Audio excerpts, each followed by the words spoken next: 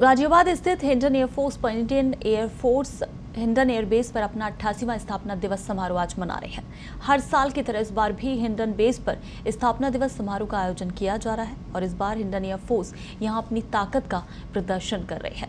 इस बार एयरफोर्स के बेड़े में राफेल को भी शामिल किया गया है।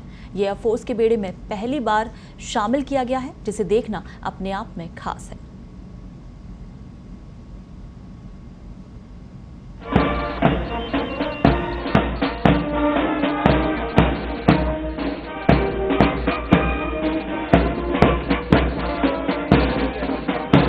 भारतीय वायुसेना के इतिहास की अगर बात करें तो भारतीय वायुसेना का गठन 8 अक्टूबर 1932 को हुआ था।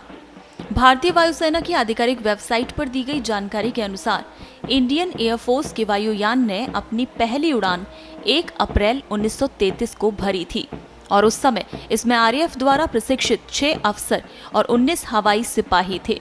बताया जाता है कि भारतीय वायुसेना की स्थापना ब्रिटिश साम्राज्य की वायुसेना की एक इकाई के तौर पर हुई थी। द्वितीय विश्व युद्ध के दौरान इसके नाम में रॉयल शब्द जोड़ा गया था, लेकिन स्वतंत्रता मिलने के बाद 1950 में इसे हटा दिया गया था।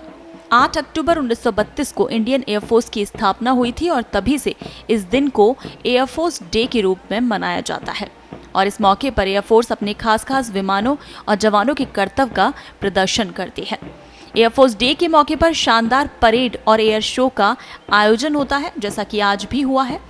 आजादी से पहले एयरफोर्स को RIAF यानी रॉयल इंडियन एयरफोर्स कहा जाता था और आजादी के बाद से इसमें से रॉयल शब्द को हटाकर सिर्फ इंडियन एयरफोर्स कर दिया गया था।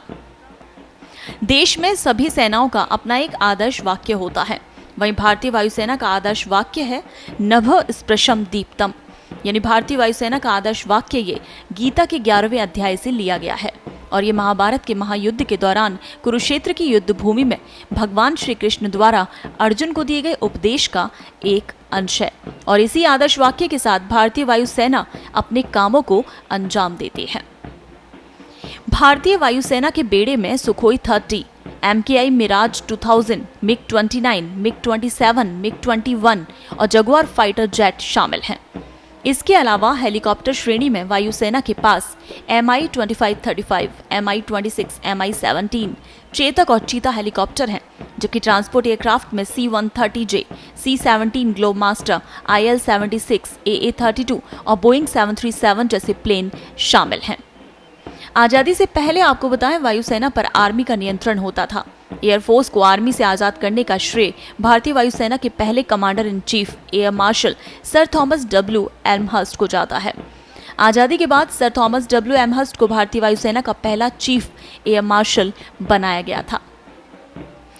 वहीं आपको बता दें, आज के इस एयरफोर्स डे पर जो सबसे ज्यादा आकर्षण का केंद्र है वो है राफेल, क्योंकि परेड में शामिल किए जा रहे राफेल जिनका खास महत्व है। दरअसल राफेल 4.5वीं पीढ़ी का विमान है जिसमें रडार से बच निकलने में महारत है और इससे भारतीय वायुसेना में आमूलचूल बदलाव होगा।